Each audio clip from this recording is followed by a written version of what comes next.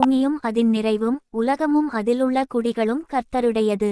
2 அவரே அதை கடல்களுக்கு மேலாக அஸ்திபாரப்படுத்தி அதை நதிகளுக்கு மேலாக ஸ்தாபித்தார். 3 யார் கர்த்தருடைய பர்வதத்தில் ஏறுவான்? யார் அவருடைய பரிசுத்த ஸ்தலத்தில் நிலைத்திருப்பான்?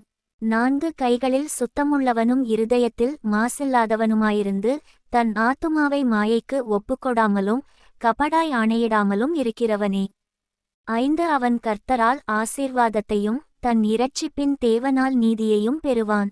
6 இதுவே அவரை தேடி விசாரித்து அவருடைய சமூகத்தை நாடுகிற யாக்கோபு என்னும் சந்ததி. சேலா.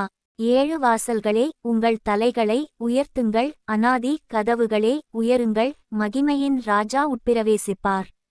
8 யார் இந்த மகிமையின் ராஜா? அவர் வல்லமையும் பராக்கிரமமுமுள்ள கர்த்தர், அவர் யுத்தத்தில் பராக்கிரமமுள்ள கர்த்தராமே.